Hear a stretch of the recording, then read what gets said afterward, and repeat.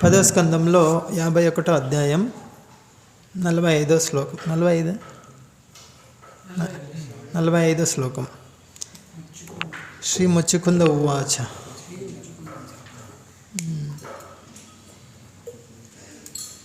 హరే రామ హరే రామ.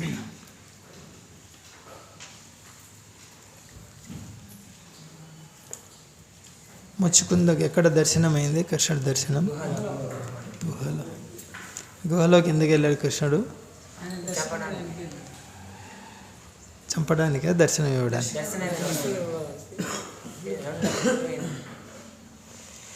కృష్ణ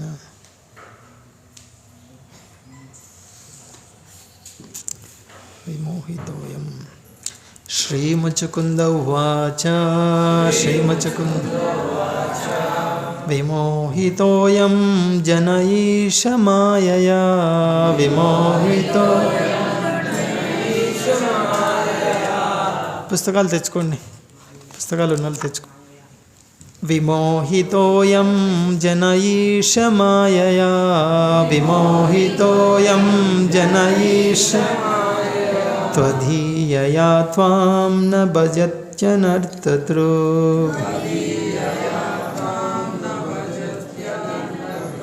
సుఖాయ దుఃఖ ప్రభవేషు సజ్జతే.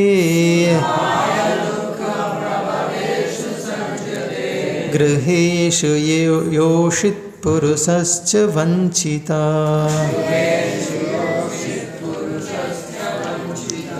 శ్రీముచుకుంద ఉవాచ. శ్రీముచుకుంద ఉవాచ.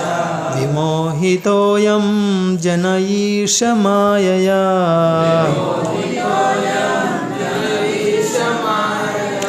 త్వధీయయా త్వాం న భజత్యనర్తతృ.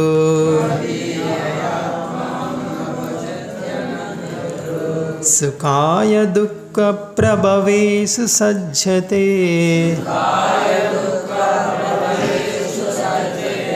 గృహేషు యోషిత్ పురుషశ్చ వంచితః.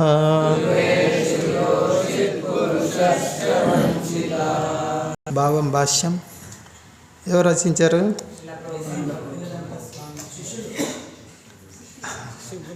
శిష్య బృంద ప్రణీతం. ఎవరు? గోపి పరానంద ప్రభు, ద్రవిడ ప్రభు, హృదయానంద గోస్వామి.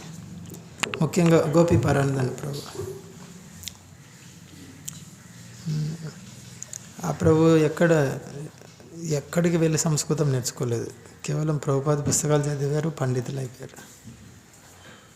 ఎంత పండితులు అంటే భాగవతం అనువాదం చేసి అంత పండితులు అయ్యారు.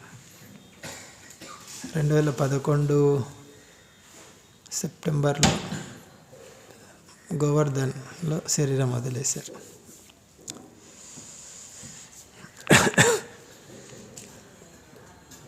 వీళ్ళంతా ప్రభుపాద యొక్క బృందం ఉంటుంది, దివ్య బృందం. వెళ్తుంటారు అక్కడక్కడ ప్రచారం చేసుకుంటూ, ఒక గ్రహం నుంచి ఇంకో గ్రహానికి వెళ్తుంటారు వీళ్ళు. గొప్ప గొప్ప ఆచార్యులు ఒంటరిగా రారు ఎప్పుడు. కృష్ణుడు ఒంటరిగా రాడు, ఈ గొప్ప గొప్ప ఆచార్యులు ఒంటరిగా రారు ఎప్పుడు. వాళ్ళ బృందం ఉంటుంది. లేకుంటే ఎలా సాధ్యమవుతుంది? సంస్కృతమే నేర్చుకోలేదు, భాగవతం ఇంత చక్కగా అనువాదం చేశారు అంటే కేవలం ప్రభుపాద పుస్తకాలు చదివి. మహారాజ్ చెప్పారు ఒక చోట, ప్రభుపాద కొన్నిసార్లు చెప్పడం జరిగింది, కొంతమంది ఆధ్యాత్మిక ఆకాశం నుంచి వచ్చారు నాకు సహాయం చేయడానికి. వాళ్ళలో ఇలాంటి వాళ్ళు తప్పకుండా ఉంటారు.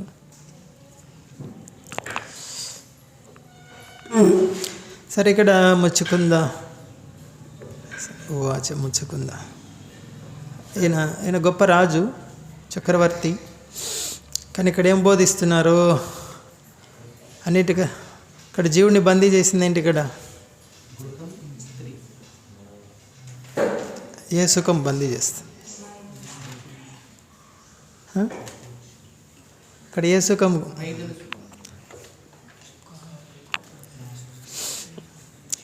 హరే కృష్ణ. గుళ్ళో భక్తులు ఎవరు పలకడం లేదు. అదే భౌతిక సుఖంలో ఏది? మొట్టమొదట బందీ చేసేది అది. లేదంటే వివాహం చేసుకోవాలందేమో చూడండి. హరే కృష్ణ. ముచ్చుకుంద హెచ్చరిస్తున్నారు, ఎలా ఉంటుందో వినండి. యోషిత్ పురుష వంచిత. వంచిత అంటే ఒకరిని చూసి ఒకరు మోసపోతారు. పురుషుడు స్త్రీని చూసి మోసపోయేది, స్త్రీ పురుషుడు చూసి మోసపోయేది. ఏం మోసపోతారు?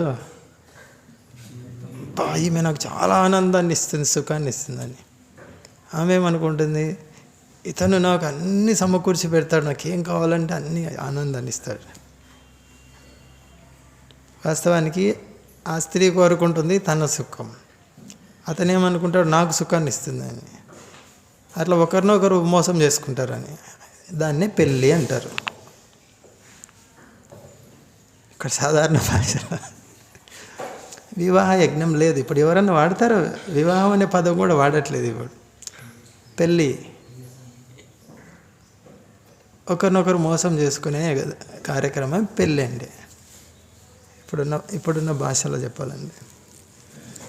దాన్ని ముచ్చుకుందా ఇంత గొప్ప చక్రవర్తి ఆయన ఏం చెప్తున్నారు? శ్రీ ముచ్చుకుంద ఉవాచ. శ్రీ ముచ్చుకుందుడు పలికెను, విమోహిత విమోహితుడై ఉన్నాడు. అయం ఈ జన పురుషుడు ఈశా ఓ దేవా మాయయా మాయచే త్వదీయయా నీ యొక్క త్వాం నిన్ను న భజతి భజింపడు అనర్థదృక్ నిజలాభమును కాంచక సుఖాయ సుఖము కొరకు దుఃఖ ప్రభవేషు దుఃఖకారకములగు వాటిలో సజ్జతే తగులుకొనును. దేనికోసం దేంట్లో తగులుకుంటున్నాడు? సుఖాయ సుఖం కోసం దుఃఖంలో తగులుకుంటున్నాడు. గృహేషు సంసార విషయములలో యోషిత్ స్త్రీ పురుష పురుషుడు చ మరియు వంచిత వంచితులై. వంచిత వంచక సమాజం అంటే ప్రపంచం మొత్తం అదే. వంచక వంచిత, మోసపోయే వాళ్ళు మోసపుచ్చేవాళ్ళు. వాస్తవానికి అందరూ మోసం చేస్తూనే ఉంటారు. నేను మోసం చేయాలని చేస్తే నువ్వు నన్ను మోసం చేయాలని చేస్తే. భావం శ్రీ ముచ్చుకుందుడు పలికెను, దేవా ఈ జగత్తులోని జనులందరూ అనగా స్త్రీలు పురుషులు నీ మాయచే మోహితులై ఉన్నారు. తమ నిజలాభమును తెలుసుకోలేక వారు నిన్ను భజించుటకు బదులు సుఖము అన్వేషణలో దుఃఖ కారణముగు సంసార విషయములందే తగులుకొనుచున్నారు.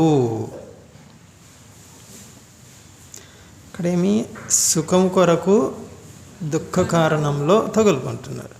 మనకేం బోధిస్తారు?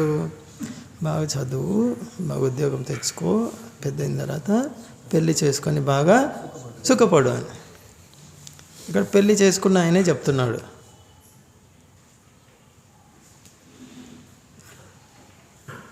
రాజు, ఆయనకేం ఆర్థిక సమస్య కూడా లేదు. స్థాయి సమస్య ఉందా ఆయనకు? స్థానం సమస్య ఉందా? లేదు. ఆర్థిక సమస్య లేదు, అనుచరుల సమస్య లేదు, తిరుగులేనటువంటి వ్యక్తి. మనకేమీ లేవు, ఆర్థికంగా లేదు, అనుచరులు లేరు, ఒకరన్నా మనల్ని అనుసరించే వాళ్ళు లేరు. మళ్ళీ మనము పెళ్ళి చేసుకొని బాగా సుఖపడాలంటాం. ఈయన ఏం చెప్తున్నాడు? అన్నీ ఉండి కూడా నా వల్ల కాలేదు, చాలా మూర్ఖత్వం నాదే అని ఈయన చెప్తాడు. మళ్ళీ దేవతలకు సహాయం చేశాడు. మరి ఇంత ఉన్నది ఉన్నట్లు ఎవరు చెప్పుకోగలుగుతారంటే భక్తిలో భక్తిలో పరిపూర్ణత, భక్తిలో చాలా అభివృద్ధి చెందిన వాళ్ళే ఉన్న విషయాలు బాహాటంగా చెప్పుకుంటారు. శరీరానికి సంబంధించిన ఇలా ఉన్నాను అలా ఉన్నాను, ఈ గుప్త విషయాలు కాదు ఇవి. గుప్తంగా ఉంచుకుంటే గుప్త రోగం అంటారు కదా. గుప్త రోగం అంటే ఏమి, బయటికి చెప్పుకోలేని రోగాలని. ఇది వాస్తవంగా ఇవన్నీ ముచ్చుకుందుడు భాగవతంలో ఎందుకు ఇచ్చారు ఇవన్నీ? స్త్రీలు పురుషులు మోసం చేస్తారు, పురుషులు స్త్రీలను. ఏది కుటుంబంలో చిన్న కుటుంబం, చింతలేని కుటుంబం, ఎంత తిక్కలో పెట్టుకున్న ఈ వాక్యాలు ఇవన్నీ. మేధావులు చెప్పేది చూడు, ఇది ముచ్చుకుందా.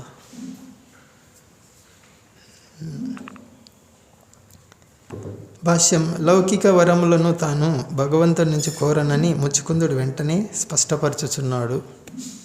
అంటే అక్కడ కృష్ణుడు ఏదైనా వరం కోరుకో అంటే, లే నాకేం వరం, నువ్వేమన్నా ఇవ్వాలనుకుంటే వద్దు స్వామి నాకు. ధర్మాచరణమునకు పలు భౌతిక లాభములకై వాడుకొనగోరేడి వారికి అన్యముగా అతడు ఎంతో ఆధ్యాత్మికంగా ప్రగతి సాధించినట్టు వాడు.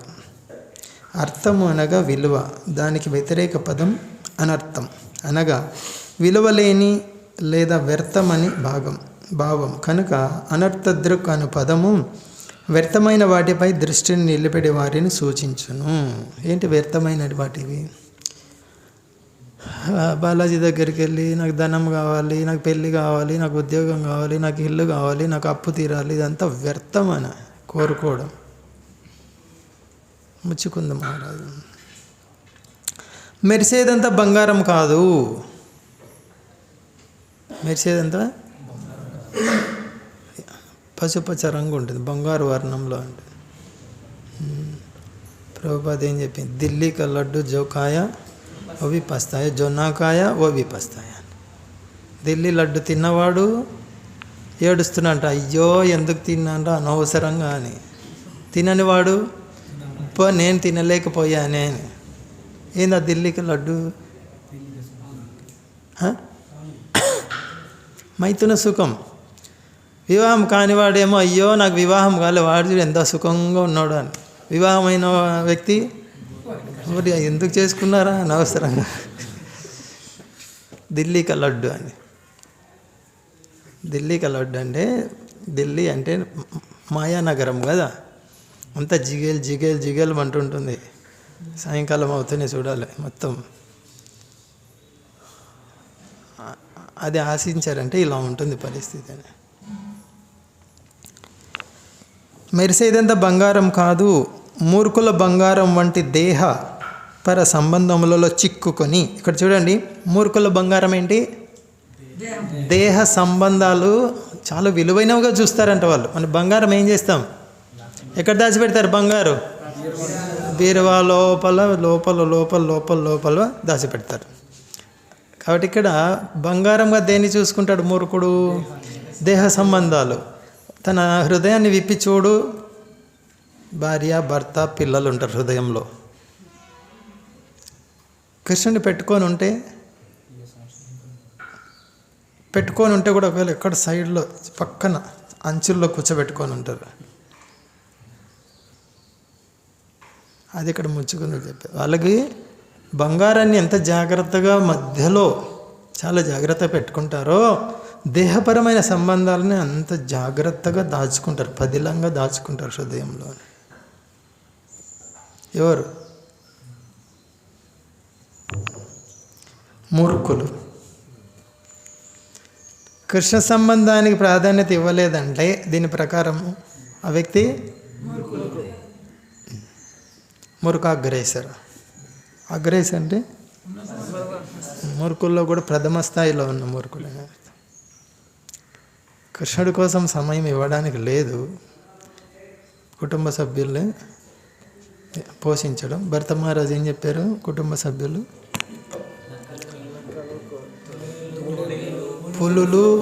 పులి, తోడేళ్ళు, నక్కలు.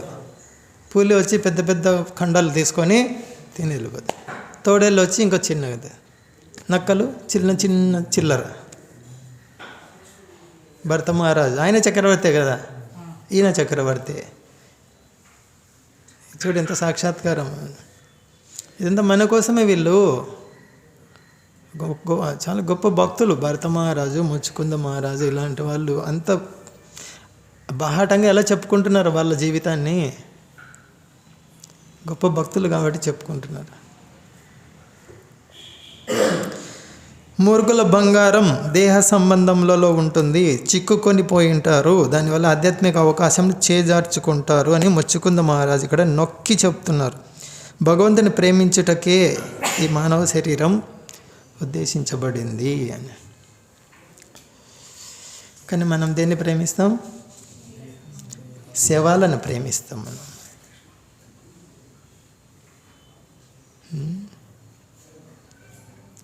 ఏం చూసి ఇష్టపడుతున్నావు? నీ కూతుర్ని, నీ కొడుకుని, నీ భార్యని, నీ భర్తని ఏం చూసి? శవమే అది. ఆత్మ వెళ్ళిపోతే, ఆత్మ ఉంది కాబట్టి అది కదులుతుంది. అంటే ఏమి? శవాన్ని ప్రేమించే సంఘం ఇది. వంచిత వంచక సంఘం అంటే ఇదే. స్త్రీ పురుషులు ఒకరినొకరు మోసం చేసుకోవడం అంటే శవాన్ని ప్రేమిస్తున్నారు. శవాన్ని ప్రేమిస్తారు ఎవరన్నా? ప్రేమిస్తే ఏమవుతుంది? శవాన్ని ప్రేమించే మనకి ఏమవుతుంది?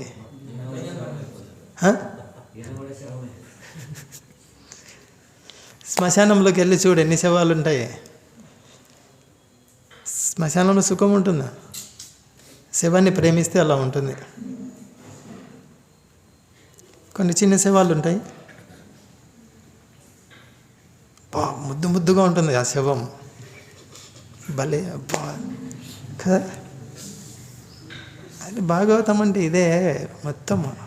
Open heart surgery. నీకు నొప్పిగా ఉంటుంది, నొప్పి బా ఇట్లా చెప్తాను, ఇట్లుంది భాగవతం. అట్లే ఉంటుంది భాగవతం అంటే. లేకుంటే ఎప్పుడు నువ్వు బయటపడేది? విద్యతే చిద్యంతే. ఏం చేస్తారు? గొడ్డలు తీసుకొని. అదే మన మహారాజ్ చెప్పింది, రూప రఘునాథ స్వామి మహారాజ్. ఇలాంటి విషయాలు వచ్చినప్పుడు కొంతమంది చెప్పలేక మొహమాటంతో ఆ పేజీలు తిప్పేస్తారు, చిన్నగా తిప్పేస్తారు. అని తప్పు. అది తిప్పడం వల్ల నిన్ను నువ్వు మోసం చేసుకుంటున్నావు, వినే వాళ్ళని మోసం చేస్తున్నావు. భాగవతం ఉన్నది అలా పేజీలు తిప్పివేయడానికి కాదు. ఆ పేజీలో తిష్ట వేసుకొని కూర్చోవాలి అక్కడనే. అదే 10 సార్లు చెప్పాలి ఇలాంటివి వచ్చినప్పుడు. చెప్పే వ్యక్తి దృఢమవుతాడు, విన్న వాళ్ళకు కూడా ప్రయోజనం ఉంటుంది. అంతేగాని ఇది మాట్లాడకూడదు, ఇది మైథునకు సంబంధించింది, అది మరెందుకు ఇచ్చారు భాగవతంలో? దాని నుంచి బయటపడాలని ఇచ్చింది. హృద్రోగం. తర్వాత శ్లోకంలో చెప్తున్నారు, దుర్లభము అత్యంత వికసితమైన మానవ జన్మను అప్రయత్నంగా పొందియు నీ పాదపద్మంలో భజించని వ్యక్తి అవిశుద్ధ బుద్ధిని కలిగినట్టి వాడు. అవిశుద్ధ బుద్ధి అంటే బుద్ధి లేదు కాబట్టి శవాలను ప్రేమిస్తున్నాడని. మూర్ఖప్ జీవ. శుద్ధ బుద్ధి ఉంటే ఏం చేస్తారు? కృష్ణుని ప్రేమిస్తారు. అవిశుద్ధ బుద్ధి కాబట్టి కదిలే శవాలను ప్రేమిస్తారు. హరే కృష్ణ. ఇది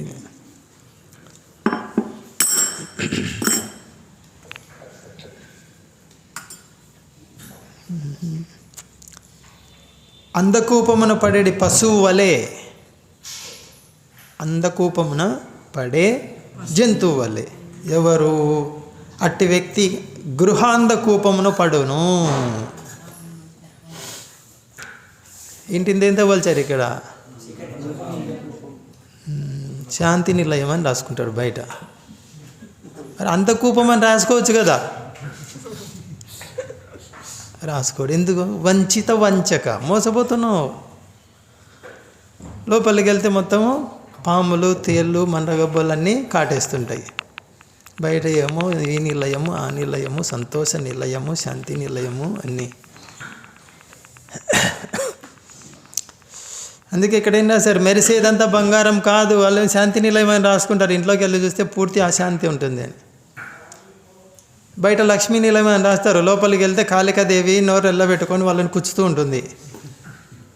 అది మెరిసేదంతా బంగారు కాదు. బయట భలే ఉంది లక్ష్మీ నిలయం అని రాసుకున్నారు. కొన్నిసార్లు మనకు కూడా అనిపిస్తుంది, పుస్తక వితరణకు వెళ్తే బయట ఇంత బాలాజీ తిలకం ఉంది, పుస్తకం తీసుకుంటారు వీళ్ళు. అని వెళ్తే లోపలికి వెళ్తే కుక్కను వదులుతారు. అరే ఇది బాలాజీ తిలకం ఉంది, మరి తులసి బాగుంది, వీళ్ళ ఇంట్లో వీళ్ళు తీసుకుంటారేమో. అక్కడే తిట్లు ఎక్కువ వస్తాయి ఇంకా కొన్నిసార్లు. అంటే మెరిసేదంతా బంగారు కాదు అంటే బయట చూసి వెళ్ళొద్దు లోపలికి.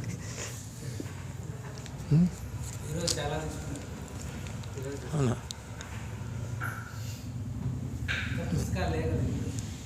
మళ్ళీ వెళ్ళండి రేపు. దాంట్లో పెట్టుకొని వెళ్ళమని.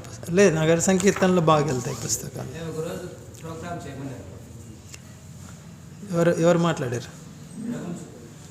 రైట్. రఘువంశ ప్రభు, నిరంజన్ ప్రభు వాళ్ళు పట్టుకుంటే ఇంకేం ఆలోచించే పని లేదు. మొత్తం మొదటి నుంచి చివరి వరకు వాళ్ళే చూసుకుంటారు. నిశ్చింతగా ఉండొచ్చు. సరే, ఇక్కడేమి అందకూపమున పడేది పశువు. అందకూపం అంటే పూర్వం బావులు ఉండేటివి. పాడుపడ్డ బావులు అంటే ఉపయోగంలో లేని బావుల చుట్టూ గడ్డి పెరిగిపోతుంది. పల్లెలలో అర్థమవుతుంది. గడ్డి మేస్తూ మేస్తూ మేస్తూ కాలు పెడితేనే చీకటి బావి. అటువైపు ఎవరు వెళ్ళరు కూడా, జనం ఎవరు వెళ్ళరు అటువైపు. దాని పరిస్థితి ఎలా ఉంటుందో చూడు. లోపల ముళ్ళులు కంపలన్నీ పెరిగిపోయి ఉంటాయి. కింద పడిపోతుంది అంత పెద్ద పశువు. పాములు, తేళ్ళు, మండ్రగబ్బలు అవి ఇవి అని. నీళ్ళున్నా కష్టమే, నీళ్ళు లేకున్నా కష్టమే. అది గృహజీవనం అంటున్నారు. నీకు పెళ్ళి కాలేదా, నువ్వు పెళ్ళి చేసుకోవా, ఏందో పోయినట్టు కోల్పోయినట్టు వచ్చి అడుగుతారు మళ్ళీ ప్రశ్న. అరే నువ్వు చేసుకొని ఏం అనుభవిస్తున్నావు? మంటగబ్బలు, ఇది చీకటి బావిలో ఎటు.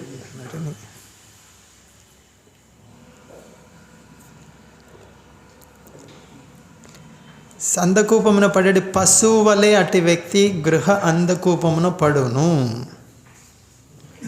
ప్రహ్లాద్ మహారాజ్ చెప్పాడు తండ్రికి, ఏమి నువ్వు అందకూపంలో ఉన్నావు, వనంకి వెళ్ళు నువ్వు అని. ఏ వనంకి? బృందావనంకి వెళ్ళి హరే కృష్ణ హరే కృష్ణ కృష్ణ కృష్ణ హరే రామ చేసుకో వెళ్ళి అంటే, ఓరే ఈ పిల్లోడికి ఏమీ తెలీదు. ఎవరు చెడగొట్టారు ఈ పిల్లోడిని, నాకు హరే కృష్ణ చేసుకోమని చెప్తాడా? మనం చెప్పామనుకో మన తల్లిదండ్రులకు కానీ ఎవరికైనా, నువ్వు నాకు చెప్పేంత తోడివా, నాకు తెలీదా అంత కూపంలో పడేది. నువ్వు నిన్నగాక మొన్న నా ముందర పుట్టావు, నేను పెంచితే నువ్వు వచ్చి నాకు హరే కృష్ణ చేసుకోమని చెప్తావా? ఎంత విడ్డూరం చూడేది. హిరణ్యకశిపుడు అదే అన్నాడు ప్రహ్లాద్, నువ్వు నాకు చెప్పే అంత తోడే అయ్యావా? చాలా అజ్ఞానంలో ఉన్నావు నువ్వు పూర్తి.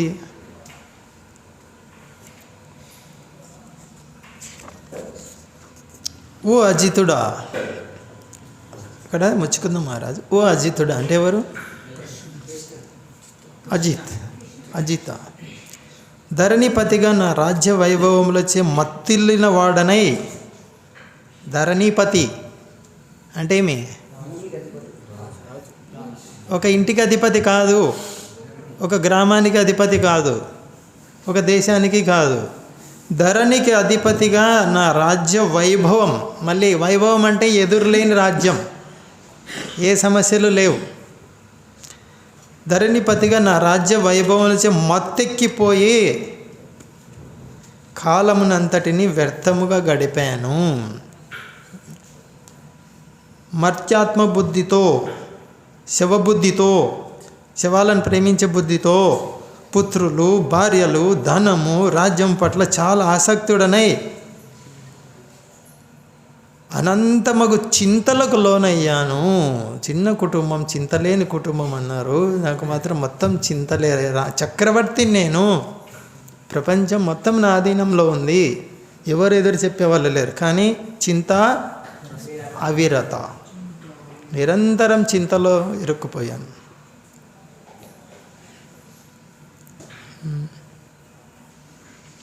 ధరణీపతి నేను. ధరణీపతి చింతకు లోనయ్యాను. అర్జునుడు చెప్తున్నాడు, ఓ కృష్ణ, ఈ ఒక్క భూమి ఈ రాజ్యం కొరకు కాదు, త్రైలోక్య రాజ్యస్య, ముల్లోకాలు గెలిచినా నేను సుఖపడలేను, నాకు ఆనందం కూడా, నాకు వద్దు, ఈ బాణాలు వద్దు, ఈ ధనుసు, నేను వెళ్ళిపోతున్నాను. నువ్వేమో ఈ ఒక్క రాజ్యం గురించి అంటున్నావు కృష్ణ, ముల్లోకాలు ఇచ్చినా కూడా నాకు సుఖం ఉండదు, నేను వెళ్ళిపోతున్నాను. ఈయన అదే చెప్తున్నా, ధరణీపతి నేను.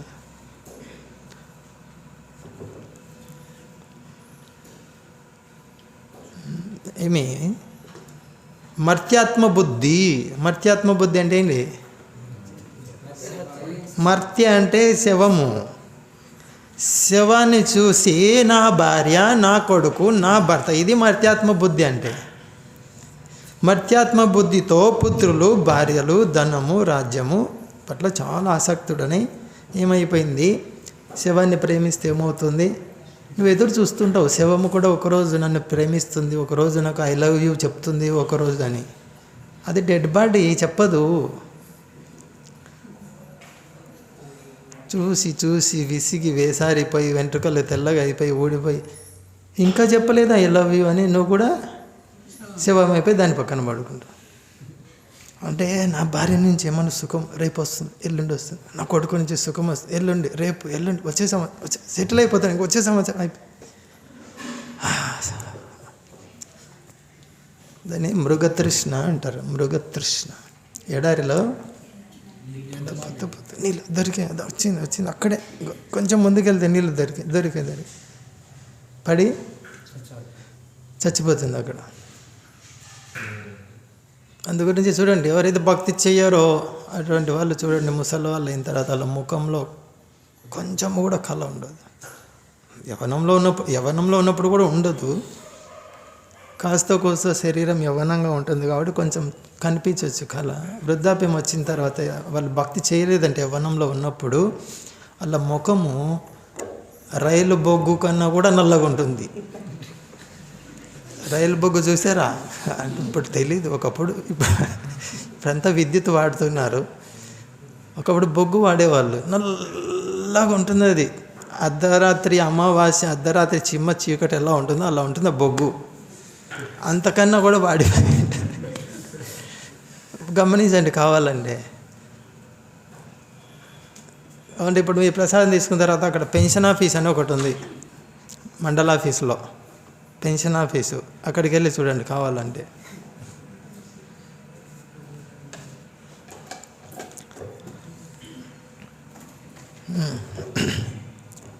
ఘటకుడ్యముల వలె భౌతిక పదార్థమైనటువంటి దేహమును నేను మిక్కిలి గర్వంతో ఆత్మగా తలచితిని. ఈ మట్టిని చూసి నేను, ఘటం అంటే ఏంటి? ఘటం కుండతో ఎందుకు పోల్చారు శరీరాన్ని? ఏ క్షణం కొంచెం నిర్లక్ష్యపరిచావు అది పగిలిపోతుంది. అంటే ఏ క్షణంలో అయినా ఇది నాశనం కావచ్చు, ఏ క్షణంలో అయినా నాశనం కావచ్చు. దాన్ని నేను ఆత్మగా తలచాను. నరదేవుడినని భావించుచు, నరదేవుడు అంటే నేను రాజుని అనుకున్నా. నేను ఈయనేమన్నా చక్రవర్తి, ఆయన వాస్తవంగా రాజే, కానీ ఏమంటున్నారు, నేను రాజు అనుకున్నా. ఏం చూసి? ఈ మట్టి కుండను చూసి రాజు అనుకొని ఏం చేశాను? రథ, గజ, అశ్వ, పదాతి దళంతో, సేనాధిపతులతో పరివృత్తుడనై దుర్మదముతో నిన్ను నిర్లక్ష్యపరిచాను, భూమిపైన సంచరించాను. నేను ఎవరిని నిర్లక్ష్యపరిచాను? అజితుడా, నేను నిర్లక్ష్యపరిచాను. ఇక్కడ అజిత అనే పదం ఎందుకు వాడారు? నేను అజిత అనుకున్నాను, వాస్తవానికి ఇప్పుడు అర్థమైంది నువ్వు అజిత. నేను ఓడిపోయాను జీవితంలో. ఏం ఓడిపోయాను? గొప్ప గొప్ప రథాలు ఉన్నాయి, గజం, అప్పట్లో ఏనుగులు ఉన్నాయంటే మహాసంపన్నుడు అని అర్థం. హస్తినాపురం అంటే ఏనుగులు ఉండేవి మొత్తం. అప్పుడు ఏనుగును పోషించడం సాధారణం కాదు. 400 కిలోలు. అశ్వదళాలు, పదాతి దళం, సేనాపతులతో పరివృత్తుడనై దుర్మదముతో నిన్ను లక్ష్య పెట్టలే స్వామి నేను. ఒక మాజీ ప్రధానమంత్రి, అందరూ అంతే అనుకోండి. అంటే ఆయన అనుకోకుండా ప్రధానమంత్రి అయ్యాడు. ఎవరు అయ్యాడు? అయిన తర్వాత ఏమైంది? ముందర 20 కార్లు, వెనక 20 కార్లు. ఎక్కడికి వెళ్ళినా కూడా 5 సంవత్సరాలు అయిపోయిన తర్వాత రిక్షా కూడా లేదు.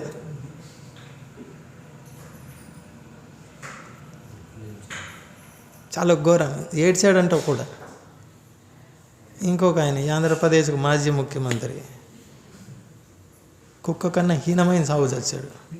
కుక్కలు కూడా అంత ఘోరమైన సాగు. కామసుఖం కోసము కృత్రిమమైనటువంటివన్నీ వాడి తట్టుకోలేక ప్రెషర్, ఆ ఒత్తిడికి తట్టుకొని చచ్చాడు.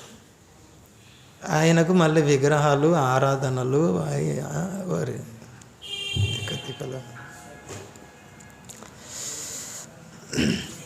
అంటే ఇక్కడ ఏంటి, ధనము, జనము, భార్య, భర్త, ఇవన్నీ అన్నీ బాగుంటాయి. భగవంతుని లక్ష్యపరచాలి. అందుగురించే బ్రాహ్మణులు, వైష్ణవులు సర్వసాధారణంగా పేదరికాన్ని ఆహ్వానిస్తారు. అహం వస్తుంది, ధనము.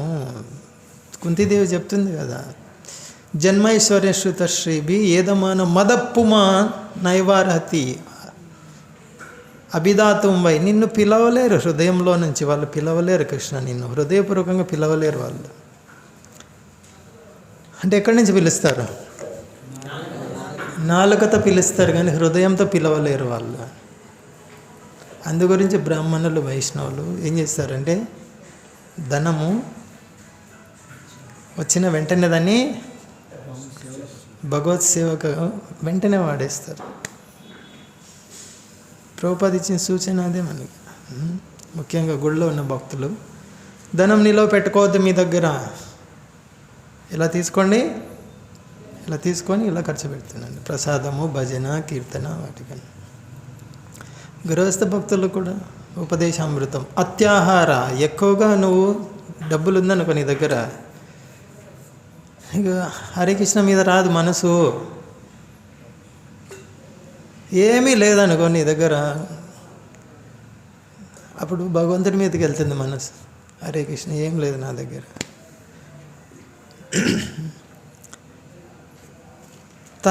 తాను చేయవలసిన కార్యముల ఆలోచనలతో మునిగిన లోబి, విషయలాలసుడు అయిన వ్యక్తికి అప్రమత్తుడవగు నీవు అకస్మాత్తుగా ఎదురగుదువు.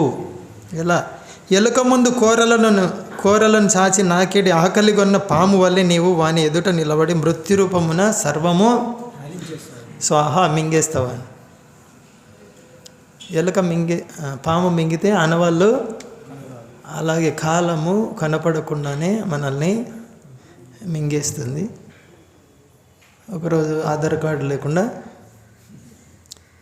ఏ ఊరు నీది? కొండపేట. ఏది ఇంటి నెంబరు? 2/111. ఏందో ఆధార్. ఒకరోజు ఆధార్ కార్డు ఉండదు, నువ్వు ఉండవు, ఆనవాళ్ళే ఉండవు. ఇది కాలసర్పం మింగేస్తుంది. ఇక్కడ చూడండి ఎంత మంచి ఉదాహరణ ఇచ్చారు. ఎలుక ఆడుతూ ఉంది. ఆడుకుంటూ ఉన్నట్లుండి పాము కనపడింది. అక్కడ ఎదురొచ్చింది పాము. ఎదురొచ్చి కూరలతో, అంటే అర్థమైంది, మహాప్రసాదే, మంచి ఆహారం దొరికింది నాకు. మృత్యు సర్వారశ్చాహం. ఎవరైతే నన్ను గుర్తించారో వాళ్ళకు దర్శనం ఇస్తాను చివరిలో. ఎలా? హిరణ్యకశిపుడు గుర్తించలేదు, దర్శనం అయితే అయ్యింది. ప్రహ్లాదుడికేమో సుందర నరసింహ, ఈయనకేమో అరే ఏంది ఉగ్రజీవి, ఏంది ఇది వింత జీవిగా ఉంది అని. కొంతమంది నరసింహస్వామి, అమ్మ ఈ ఫోటో పెట్టుకోకూడదంట. నువ్వు హిరణ్యకశిపుడు కాబట్టి పెట్టుకోకూడదంటావు. ప్రహ్లాద్ మహారాజుడు పూలమాల తీసుకుపోతాడు. ప్రభుపాద చెప్తారు, మై డియర్ కిల్లర్, నీకు పూలమాల తెచ్చానంట. ప్రభుపాద కొన్ని ఉన్నాయి, ప్రభుపాద భలే నవ్విస్తారు. మై డియర్ కిల్లర్, ప్రియమైన హంతకుడా నీకు, అది ఎవరి హంతకుడు? మా నాన్నని చంపిన ప్రియమైన హంతకుడా నీకు పూలమాల వేస్తున్నాను. ఆయన సుందర నరసింహ కనిపిస్తున్నారు అక్కడ.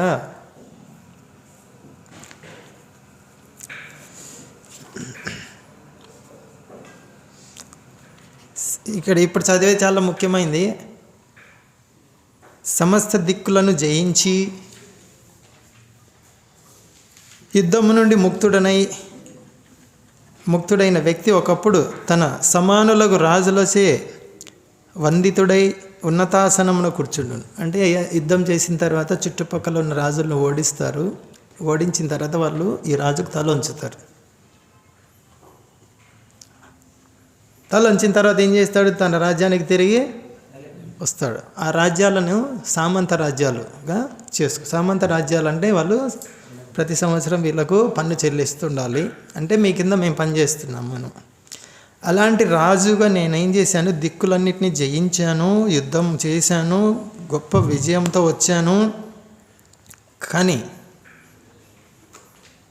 ఓ దేవా, మైథున సుఖము లభించడి వనితాగృహమున ప్రవేశించినంతటా క్రీడామృగము వలె ఆడించబడుతున్నాను.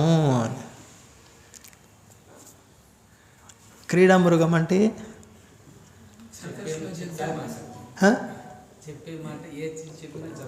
నేను ఇంకా బాగా అర్థం కావాలంటే క్రీడామృగం అంటే ఏంటి? మృగం అంటే జంతువు, చిన్న బొమ్మ. పులి కానీ, సింహం కానీ, బొమ్మ, ఏనుగు కానీ చిన్నపిల్లలు ఆడుకుంటుంటారు. అది ఎటు కీ తిప్పితే ఎక్కడ వేస్తే. నేను దిక్కులన్నీ జయించి వచ్చాను, రాజులను ఓడించాను, అందరూ నాకు ప్రణామాలు చేశారు, అందరూ నాకు శాలువాలు కప్పారు, ఏనుగు పైన ఊరేగింపు చేశారు, పెద్ద పెద్ద రథాల మీద వచ్చాను. అంతఃపురంలోకి వెళ్తూనే ఏమైపోయింది? మైథున సుఖము పొందేటి బెడ్రూమ్లోకి వెళ్ళాను. నాకు అదే అనిపించింది చదివితే. బెడ్రూమ్ కాన్సెప్ట్ వైదిక జీవితంలో లేదు. ఎందుకు వచ్చింది bedroom? Single bedroom, double bedroom, triple bedroom, ఇవన్నీ ఎందుకు వచ్చాయి అంటే కేవలం సెక్స్ గురించి అని అనిపిస్తుంది. లేకుంటే ఏం అవసరం నీకు బెడ్రూము, ఈ సింగిల్ బెడ్రూము, డబుల్ బెడ్రూమ్, ఇది ఏం అవసరం చెప్పు? అవసరమా? 10 మందితో కలిసి విశ్రాంతి తీసుకోలేవా? కానీ చాలా గొప్పగా చెప్పుకుంటారు, మాది డబుల్ బెడ్రూమ్ అంటే. డబుల్ బెడ్రూమ్ అంటే ఇంకా అర్థం చేసుకో, త్రిబుల్ బెడ్రూమ్ మాది అంటే. దాని నుంచి అర్థం చేసుకోవచ్చు ఈ కామసుఖం ఎంత ఎంత నీచ నికృష్టమైందంటే. ఒక చూడండి, ఇతర సుఖాలు ఒకవేళ నాలుక సుఖము నలుగురు ముందర తినొచ్చు, సంగీతం వినేది నలుగురు ముందర వినొచ్చు, కానీ కామసుఖము గోడలు కట్టుకోవాలి. దానికి ఎంత తుచ్చమైంటే చూడదు. మిగతా ఇంద్రియాలవి నలుగురితో కలిసి కుటుంబ సభ్యులతో కలిసి చేసిన వాడివి, ఆ ఇంద్రియ సుఖంకి కామంకి వచ్చేసరికి ఎందుకు నువ్వు తలుపులు వేసుకొని అక్కడ చేయలేవా? అఫ్కోర్స్ జంతువులు చేస్తాయి అనుకో, విదేశాల్లో అంతా జంతువుల్లాగా ఉన్నారు అని ఉన్న వాస్తవం మాట్లాడుకోవాలి. అది లేకుంటే భాగవతం చదివి ఏం ఉపయోగం మనకి? ఇప్పుడు బ్రహ్మచారిగా ఉన్నావు, చెట్టు కింద పడుకుంటావా లేదా? ఎప్పుడైతే పెళ్లి గురించి ఆలోచించావో ఇల్లు వెంటనే, ఇల్లు కావాలంటే డబ్బులు, తర్వాత నువ్వు ఒక్క మనసుతో తట్టుకోలేక రెండో మనసును తెచ్చుకున్నావు తోడు. ఈ 2 మనసులు కలిసి ఇంకా 3వ మనసు వస్తుంది.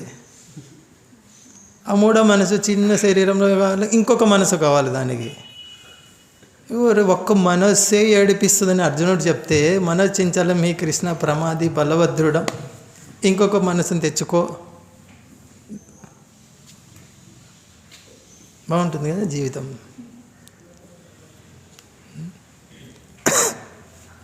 చాలా ముచ్చటగా ఉంటుంది, చూడ ముచ్చటగా ఉంటుంది, విన ముచ్చటగా ఉంటుంది.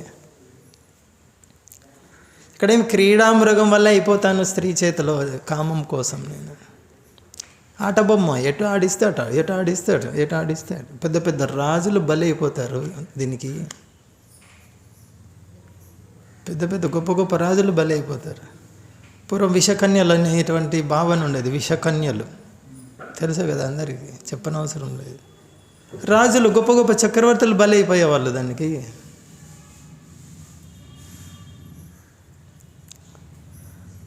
మైథున సుఖం లభించేటి గృహమును ప్రవేశించినంతట ఆట బొమ్మలాగా ఆడించబడతాడు. నేను ప్రపంచాన్ని జయించి వచ్చాను, కానీ అంతఃపురంలోకి వెళ్ళేసరికి ఆట బొమ్మ అయిపోయాను నేను. చాలామంది చూడండి, చిన్న పుస్తకం తీసుకోరా బాబు అంటే 10 రూపాయల పుస్తకం, వెంటనే భార్య లోపలికి రా నీ కథ చూస్తా అంటే, స్వామి వద్దులే స్వామి అంటే, ఏమంటే మా భార్య వద్ద, మీ భార్య కాదు మీ భర్త వద్దనింది. డబ్బులు సంపాదించేది నువ్వు, నీకు 2 ప్యాంట్లు ఉంటాయి, 2 చొక్కాలు ఉంటాయి చినిగినవి అవి. ఆ అమ్మకేమో మరి భార్య ఎవరు భర్త ఎవరు ఇక్కడ? మా భార్య వద్దండి, మీ భార్య కాదు వద్దనింది, మీ భర్త వద్దనింది. కలియుగం మొత్తం రివర్స్. సాధారణంగా పురుషుడు కష్టపడి దాని ఇంటిని నిర్వహించేది. కలియుగం రివర్స్, మొత్తము ఆధీనం ఎవరి ఆధీనంలోకి వచ్చింది ఇప్పుడు. కొంతమంది సతాయిస్తారు, నువ్వు భక్తి చేయొద్దు అంటారు, అంతే, వాళ్ళు చేయలేరు. అలాంటి వాళ్ళు కూడా ఉన్నారు. చేయాలని ఉంటుంది, మా భార్య వద్దంటుంది, మా ఇంట్లో వాళ్ళు వద్దంటారు. మళ్ళీ సంపాదించేది అతనే, వాళ్ళ అవసరాలు తీర్చాలి అతనే. ఇతను కేవలం జపం చేసుకుంటా అంటే కూడా వద్దంటారు ఇతన్ని. ఇంకా చూడు, ఈయన బానిసా యజమాని? అందుకే ముచ్చుకుంద మహారాజ్ చెప్పింది, వంచిత, మోసపోతున్నారు మీరు. కాబట్టి ఇప్పట్లో ఉన్న వివాహాలంతా ఇవే. వివాహం చేసుకోబోతున్నా అంటే అర్థం ఏం తెలుసా? ఇప్పుడు నేను ఆట బొమ్మ కాబోతున్నా అని అర్థం. అది వేరే ఏం లేదు దీని ప్రకారం. నీకు వివాహ యజ్ఞము తెలియదు, భగవంతుడు తెలియదు, ఏమీ తెలియదు. తనకున్నట్టు అధికారం కన్నా ఎక్కువ అధికారం పొందగోరేటి రాజు శ్రద్ధతో తపస్సు ఆచరించును, ఇంద్రియభోగ విరతుడై కర్తవ్యపరాయణుడు అగును. కానీ నేను స్వతంత్రుడను, సర్వశ్రేష్ఠుడను అని తలచుచు కోరికల వేగము ప్రబలి ఉన్నవాడు ఎన్నడూనూ సుఖము పొందలేడు. నాకేం డబ్బులు ఉన్నాయి, నాకు పెద్ద పదవి ఉంది, నాకు ఒకరితో అవసరం, నాకు క్యారీ చేసిన ఏం అవసరం, నాకు ప్రసాదం నాకేం అవసరం, ప్రసాదం పేదవాళ్ళు ఉన్నారు వాళ్ళకి పెట్టుకోపోను అంటే నేను స్వతంత్రుడిని, నాకేం అవసరం లేదు, భగవంతుడు అవసరం లేదు, హరే కృష్ణ అవసరం లేదు. అటువంటి వ్యక్తి సుఖం పొందలేడు. ఓ అచ్యుత, పరిభ్రమించు జీవునకు భవం తొలగినప్పుడు నీ భక్తుల సాంగత్యం లభించను. అంటే ఇక్కడ దీని నుంచి బయటపడాలంటే ఏంటి? ఇంతసేపు అందకూపము, శవాలను ప్రేమించడము, ఇవన్నీ చెప్పుకుంటూ వచ్చారు. మరి బయటపడాలంటే ఏం చేయాలి? భక్తుల సాంగత్యం పొందాలి. సత్సంగం ఉంటేనే దీని నుంచి బయటపడతాం. సాధు సంఘం. సర్వకారణ కారణంలోకి ఈశ్వరుడు నీ పట్ల అతనికి భక్తి ఉత్పన్నమగును. ఎప్పుడు? నీ భక్తులతో కలిసినప్పుడే అతనికి భక్తి ఉత్పన్నమవుతుంది. కాబట్టి భక్తుల సాంగత్యం లేకుండా భక్తి దొరకదు. గృహం అందకూపం నుంచి బయటపడలేము. ఇంకా మరి చూడాలి, నాకు సమయం లేదు భక్తుల సాంగత్యం తీసుకోవడానికి, కానీ నేను కష్టాల్లో ఉన్నాను, ఇదేంది ఇది? అరే భక్తుల సాంగత్యం తీసుకో అని ప్రభుపాద ఇన్ని కేంద్రాలు పెడితే నాకు సమయం లేదు, కానీ నేను కష్టాల నుంచి బయటపడాలి, ఎలా సాధ్యమవుతుంది? నాకు రోగం నయం కావాలి, డాక్టర్ దగ్గరికి వెళ్ళను, ఆసుపత్రికి వెళ్ళను, రోగం బాగా కావాలి, దానికైతే వెళ్తాం. ఎందుకు? శరీరం చాలా చాలా ప్రియమైంది కాబట్టి, శవ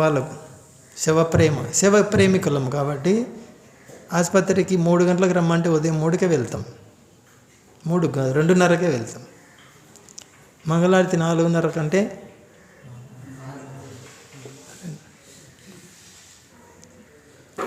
డాక్టర్ చెప్తాడయ్యా నువ్వు 1 నెల రోజుల పాటు పండ్లు తినాలి, పండ్లు మాత్రమే తినాలి. నెలైనా 2 నెలలు కూడా ఉంటా, నాకు రోగం బాగా అవుతుంది కదా. అది భక్తులు ఏకాదశి రోజు పండ్లు తిని ఉండండి. ఏకాదశి రోజు పండ్లు వద్దు, ఆ గుడికే వద్దు నువ్వు. డాక్టర్ దేవుడు కాబట్టి ఆయన చెప్తే ఎక్కువ రోజులు ఉన్నామని ఉంటాం సార్ నువ్వు చెప్తే. ఆయన చుట్టూ తిరిగి ఆయన పాదాలకి ప్రదక్షిణ చేసి డబ్బులకు దక్షిణ అది.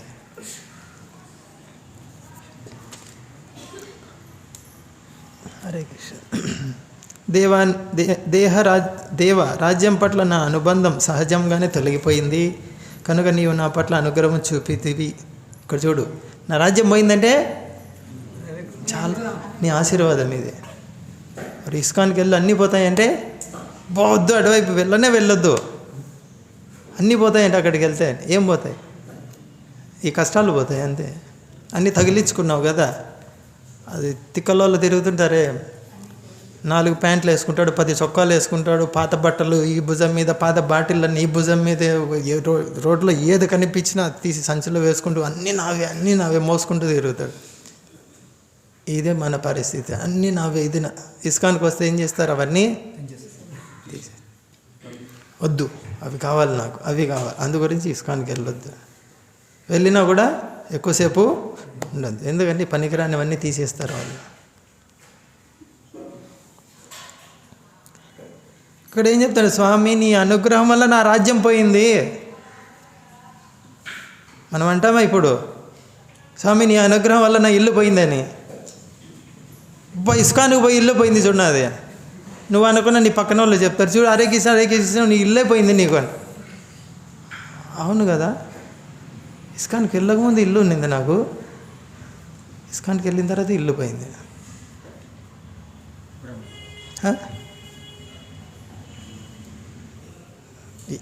ఏంది భాగవతం? ఇది భాగవతం అంటే నీ కృప వల్లనే అన్నీ పోయాయి నాకు. మళ్ళీ బాలాజీ దగ్గరికి వెళ్ళి నాకు ధనం దేహి, జనం దేహి, భార్య దేహి, ఆ దేహి, ఈ దేహి, ఈ దేహి. ముచ్చుకుంద మహారాజు వద్దు వద్దు వద్దు వద్దు. ఏకాంత జీవనమునకై అరణ్యమున ప్రవేశించగోరేడి అఖండ భూపాలకులకు రాజర్షులు అట్టి ముక్తి కొరకు ప్రార్థించెదరు. అఖండ భూపాలకులు స్వామి ఇవన్నీ తీసేయి మాకని కోరుకుంటారంట.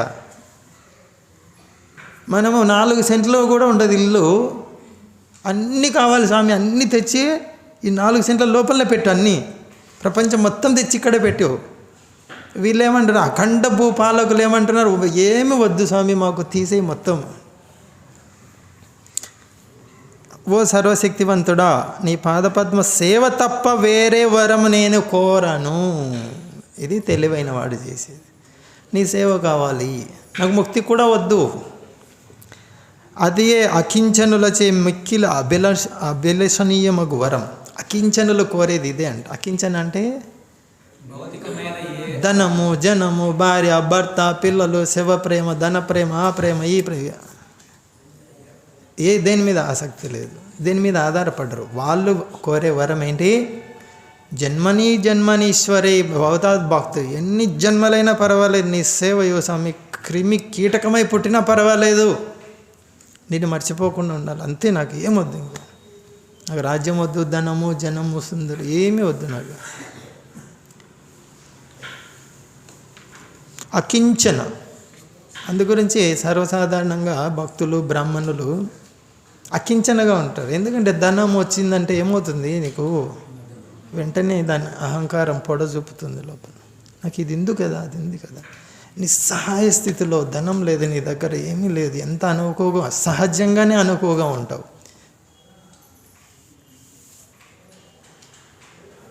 అది లేకుంటే ఈ అఖండ భూపాలకులు ఎందుకు ప్రార్థన చేస్తున్నారు? స్వామి స్వామి స్వామి తీసేయి మాది అని. హరే కృష్ణ. చదవండి ఈ శ్లోకాలు, ఇంకా 2-3 ఉన్నాయి. హరే కృష్ణ హరే కృష్ణ కృష్ణ కృష్ణ హరే హరే, హరే రామ రామ రామ హరే హరే. శ్రీమద్ భాగవతం की जय, श्री मुचुकुंद महाराज की जय, श्रील प्रभुपाद की, श्री निताय गौर सुंदर महाप्रसादम की जय. हरे कृष्ण.